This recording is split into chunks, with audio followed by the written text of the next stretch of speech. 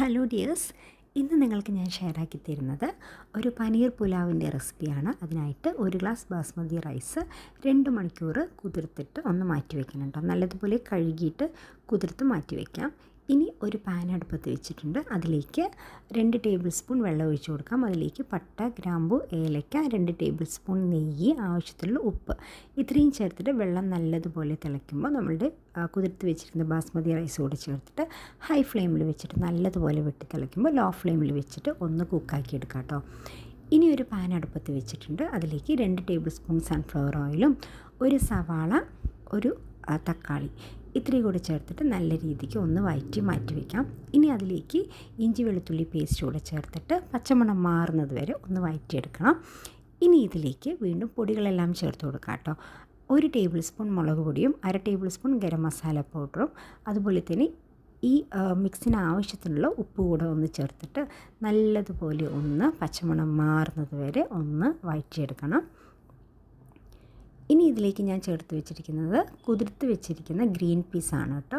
ഒരു 1/4 ഗ്ലാസ്സോളം green peas കുതിർത്തിട്ട് ഇതിലേക്ക് ചേർത്ത് കൊടുക്കാം.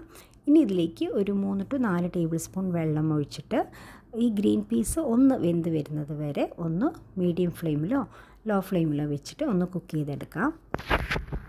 ഇനിയിപ്പോൾ ഗ്രീൻ പീസ് നല്ലതുപോലെ കുക്ക് ചെയ്ത് വരുമ്പോഴത്തേനും നമുക്ക് ഒരു പാക്കറ്റ് പനീർ ക്യൂബ്സാണ് ഞാൻ ചേർത്ത് കൊടുക്കുന്നത്. ഇത് ഫ്രൈ ചെയ്തിട്ട് വേണമെങ്കിലും ചേർക്കാം. ഞാൻ ഡയറക്റ്റായിട്ടാണ് ചേർക്കുന്നത്. ഈ പനീറും കൂടെ ചേർത്തിട്ട് ഈ മിക്സ് നല്ലതുപോലെ ഒന്ന് ഇളക്കി യോജിപ്പിക്കണം. എന്നിട്ട് വീണ്ടും ഇതിലേക്ക് ഒരു 3 ടേബിൾ സ്പൂൺ വെള്ളം ഒഴിച്ച് കൊടുത്തിട്ട് ഒന്ന് ലോ ഫ്ലെയിമിൽ വെച്ചിട്ട് കുക്ക് ചെയ്ത് ഡ്രൈ റോസ്റ്റ് ആക്കിയിട്ട് എടുക്കണം കേട്ടോ.